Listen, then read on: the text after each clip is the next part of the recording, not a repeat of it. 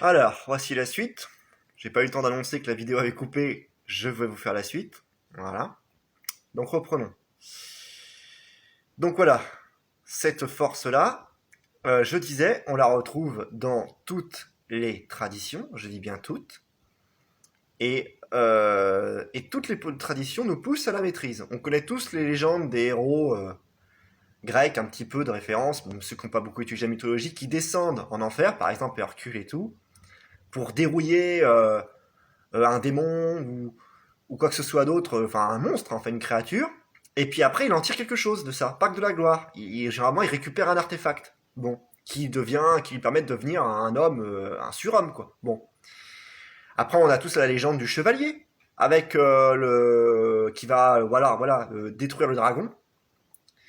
C'est sa quête à lui, voilà, il doit aller tuer le dragon, hein, le maîtriser. Vous avez Saint Michel Archange et le dragon aussi. Mais quand je vous dis que c'est dans toutes les traditions, c'est vraiment toutes les traditions. Je vais vous mettre deux exemples assez connus. Le credo chez les catholiques, qui d'ailleurs n'y comprennent rien, c'est là aussi, mais bon. Le credo plutôt chez les chrétiens, je devrais dire. Les véritables chrétiens, pour le peu qu'il en reste. Qu'est-ce que nous dit ? Je crois en Dieu le Père Tout-Puissant, créateur du ciel et de la terre, en Jésus-Christ, son Fils unique, notre Seigneur. L'avatar, du coup.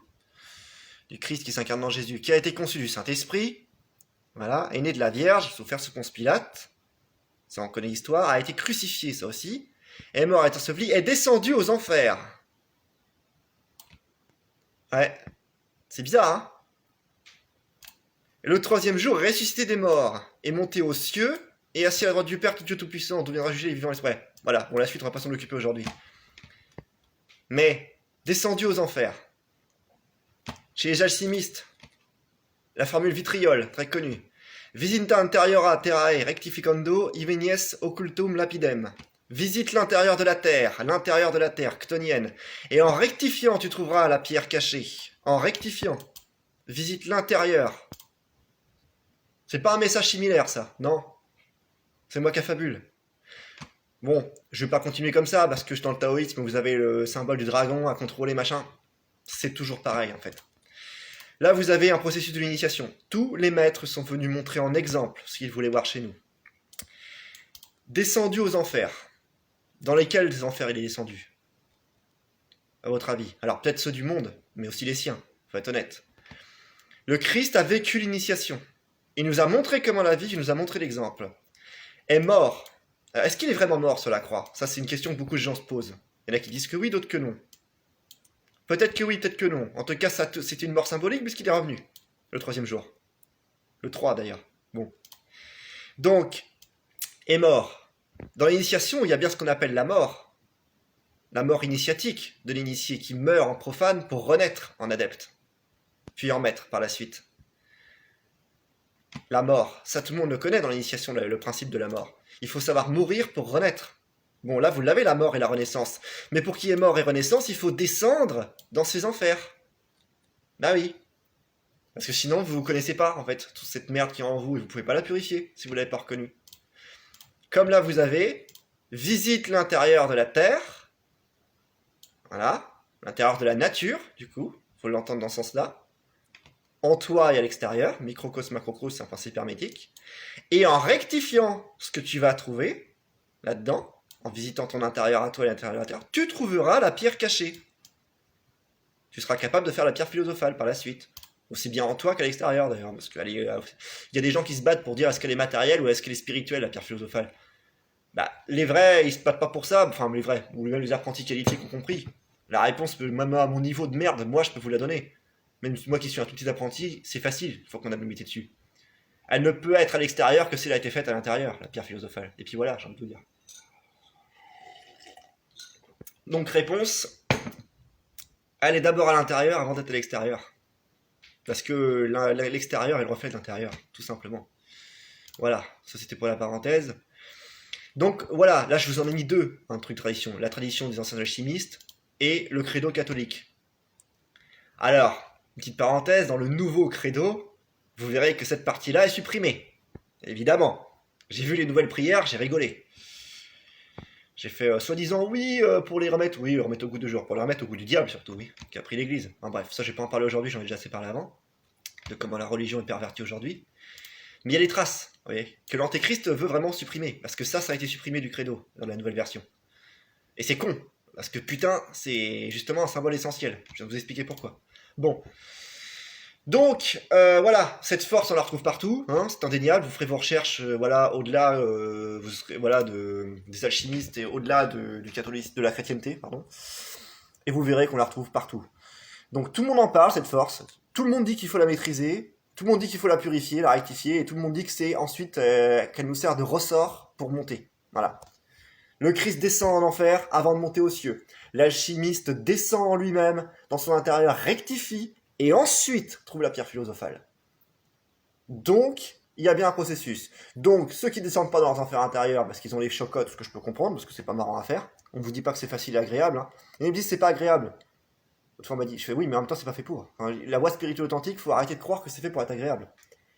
C'est fait pour être évolué, c'est fait pour être rééquilibré, c'est fait pour être s'harmoniser, pour retrouver son origine de base, de ce que c'est un véritable humain, ce qu'on a perdu aujourd'hui.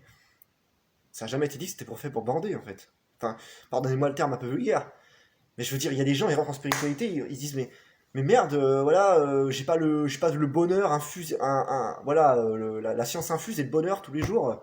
Mais c'est pas fait pour ça, en fait. Au bout d'un moment, il faut bien se mettre ça dans la tête. Une voie spirituelle authentique, c'est pas fait pour être agréable. Ça va vous chahuter, ça va vous troubler, ça va vous percuter, ça va vous rentrer dedans, en fait. Après, vous serez libre. Voilà, véritablement, de la dictature intérieure comme de l'extérieur, d'ailleurs. Et là, vous serez bien. Mais avant ça, il y en a des stades à passer. Moi, je vous le dis, vous allez rentrer dans la merde. Donc ceux qui me parlent dans la spiritualité, j'insisterai bien dessus, qui me disent oui, machin, mais là c'est pas assez luminé, c'est voilà, puis ça me bouscule un peu, ça me sort de ma zone de confort. Mais vous n'êtes pas mûr dans ces cas-là, y allez pas en fait. Moi je vous le dis direct, n'y allez pas. Vous n'êtes pas fait pour ça. Pas, du moins pas dans l'instant présent, peut-être plus tard, pas dans cette incarnation, je sais pas. Mais n'y allez pas. Parce que ça va vous péter à la gueule. Vous croyez quoi qu'on entre dans le chemin pour... Alors oui, il y a quand même des moments qui sont bons, évidemment. Quand vous sentez, par exemple, les connexions avec Dieu et tout, là c'est sûr que quand vous êtes dans les extases mystiques, comme vous en vivez des fois, même si elles ne durent que quelques secondes parfois dans le début, là vous échangerez pas ça contre tout l'or du monde. Bien sûr qu'il y a des moments comme ça qui sont géniaux et qui font du bien. Mais la spiritualité, c'est pas que ça. Parfois sur le chemin, vous allez tomber sur des épines, vous allez pleurer, vous allez saigner, vous allez vous péter la gueule. Et ceux qui veulent pas de cette partie-là, bah, ils refusent toute la spiritualité en fait. Donc ceux qui refusent de descendre dans leur enfer, ils pourront jamais atteindre les cieux en fait. En passant par la terre en fait. C'est ça. Descendu, l'être humain, il chute, voilà, il va sur la terre, ensuite il faut qu'il descende dans son enfer pour le comprendre, il remonte des enfers, il gouverne la nature, et ensuite il remonte dans les cieux, enfin dans le monde céleste. Voilà. Vous voyez le chemin? Du céleste à la terre, de la terre à l'enfer, de l'enfer à la terre, enfin de l'enfer qui maîtrise la terre et qui remonte aux cieux. Toutes les traditions vous disent ce chemin-là. Voilà. Peu importe maintenant le nom que ça porte. Et puis les méthodes d'exercice employées peuvent changer, évidemment. Mais différentes formes, un même fond, là encore. Je vous le répète, il n'y a pas mieux pour reconnaître une tradition spirituelle authentique. Il y a un fond commun à toutes les voies spirituelles authentiques. Puisqu'il n'y a qu'une voie spirituelle authentique qui a plusieurs formes. Bon, ça j'ai assez répété. Voilà, donc là je vais vous fournir deux preuves qu'on retrouve déjà dans deux traditions différentes, mais je vous assurer qu'elle est dans toutes. Donc sur cette force-là, je pense que j'ai dit l'essentiel.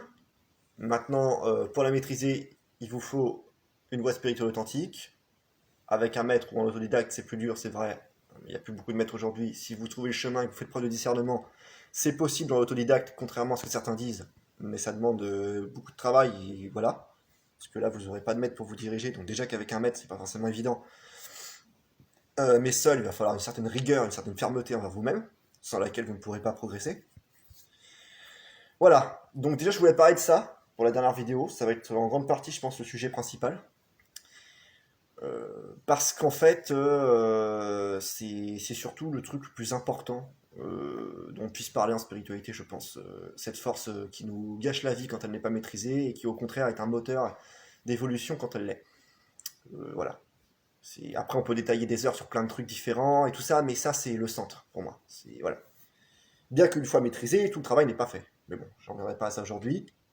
Là, il y a d'autres étapes. Mais voilà, déjà, si on n'a pas ça, bon, on n'ira pas loin.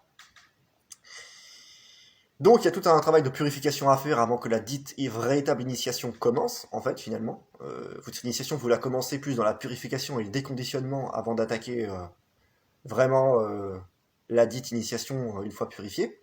Voilà. Ça, vous l'aurez compris aussi. Je vais pas faire les différents stades non plus, l'éveil, l'illumination, tout ça, enfin voilà, ça, je vais pas en parler aujourd'hui. Maintenant, je vous ai mis des références dans la bibliographie que vous êtes libre de regarder dans l'onglet communauté ou sur mon Facebook, qui sont aussi disponibles. Ce ne sont pas les seules références valables, attention. J'ai mis que celles que moi je connaissais, que j'ai éprouvées, et qui ont du vécu, qui vraiment sont voilà, des bonnes références. Maintenant, il y en a d'autres. Voilà, vous le cherchez aussi. Sachant que je vous incite à aller voir de temps en temps dans l'onglet communauté si j'ai pas posté une nouvelle référence, parce que parfois ça arrivera. Parce que je continue d'étudier, moi aussi évidemment, et je continue de faire des belles découvertes. Donc il se peut, une fois que j'ai vérifié qu'une référence est valable, que je l'ajoute. Comme il se peut que j'en retire si je découvre que j'ai fait erreur quelque part. Ce qui peut arriver. Voilà. Bon. Donc voilà, allez regarder de temps en temps l'onglet communauté. Ça, je voulais faire ce rappel là pour vous dire que si jamais, voilà, il se peut que j'ai ajouté une référence, mais j'en ajouterai pas tous les 4 matins parce qu'il faut prendre le temps de vérifier si elle est valable, de la lire, de la relire, de la comprendre. Ça prend du temps. Donc voilà. Mais déjà, avec ce que je vous ai mis, vous avez largement de quoi faire. Bon, en cherchant de votre côté, voilà. Pour ceux qui sont intéressés. Sinon, qu'est-ce que je pourrais ajouter de plus? Parce que comme ça, je crois que j'ai dit l'essentiel.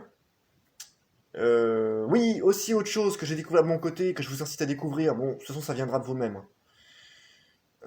J'ai perdu dans le passé beaucoup de temps et d'énergie à discuter avec des gens, à faire des commentaires, des articles sur Facebook.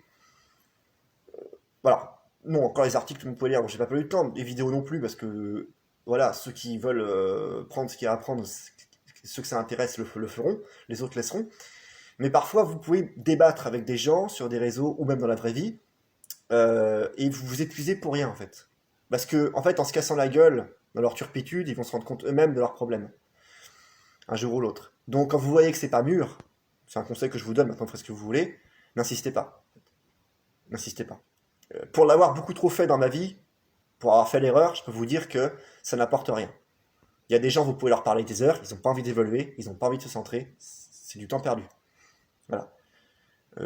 Donc occupez-vous de vous, de votre cul, en fait, au lieu de s'occuper de ceux des autres, et éventuellement faites des trucs plus généraux, voilà, comme des vidéos et tout que tout le monde peut consulter à la rigueur, ou mieux encore, cherchez à vous rapprocher des gens qui vous élèvent, voilà, pas qui vous abaissent, et surtout avec qui vous pouvez vraiment parler de choses élevées, voilà. De toute façon, moi, les gens qui m'abaissent, j'ai plus le temps pour ça.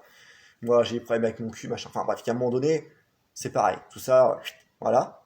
Soit ça va me suivre, soit ça va partir de son côté. Tout se fait naturellement au bout d'un moment, je veux dire. Vous avez besoin de jarter personne, vous avez besoin voilà, tout se fait naturellement. Si vous vous élevez, les gens qui s'abaissent ou qui vous abaissent partiront d'eux-mêmes. Voilà. Ou vous finirez par... Voilà. Si du coup vous abaissez, bah oui, vous attirerez des gens à vous qui s'abaissent aussi, c'est normal. C'est... Voilà. Donc, oubliez pas non plus le pouvoir que vous avez sur les gens, et surtout, oubliez pas que le karma, quoi. Si vous l'utilisez mal, vous avez des mauvaises influences sur les gens, déjà, vous allez entretenir vos vices. Donc, la force dont on a parlé depuis le début de la vidéo, vous allez de moins en moins la contrôler.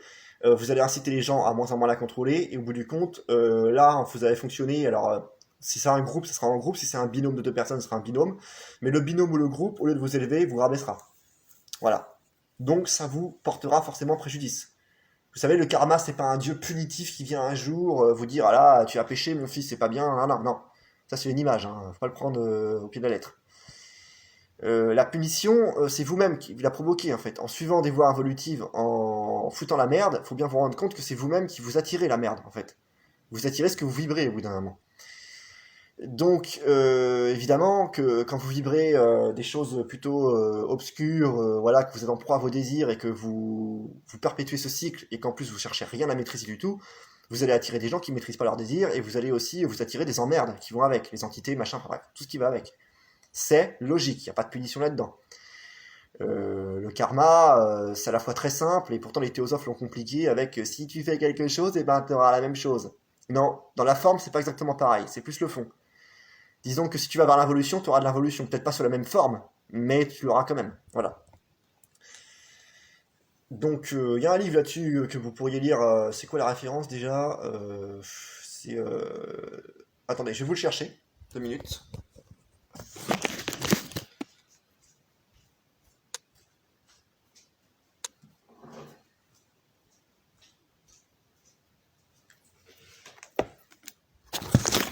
Un truc un peu plus élaboré que la théosophie et que Monsieur Moriasonenko, parce que Moriason est bienveillant comme théosophe, il est gentil, il a rendu bien des services, je le reconnais.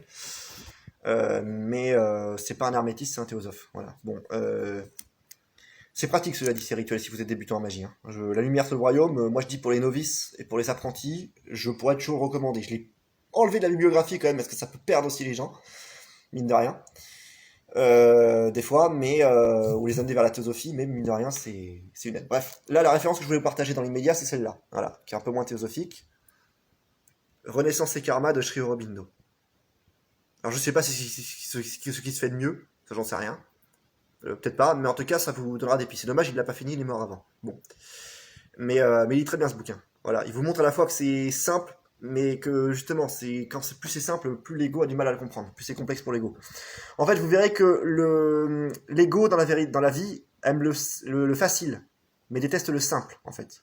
Pourquoi faire simple quand on peut faire compliqué? C'est une expression qui définit très bien l'ego, ça, comme proverbe. Voilà.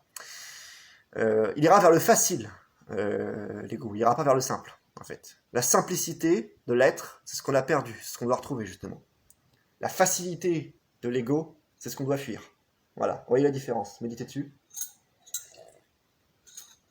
Sur ce, je pense que je vais clore là-dessus. J'ai pas grand-chose de plus à dire. Voilà. Donc écoutez, ça a été sympa de vous faire des vidéos. Pour ceux qui m'ont suivi jusque-là, merci. Voilà. Je vous souhaite à tous les épreuves, les meilleures épreuves essentielles à votre évolution. Voilà. Sur la voie. Qu'elles soient douloureuses ou non d'ailleurs. Les deux.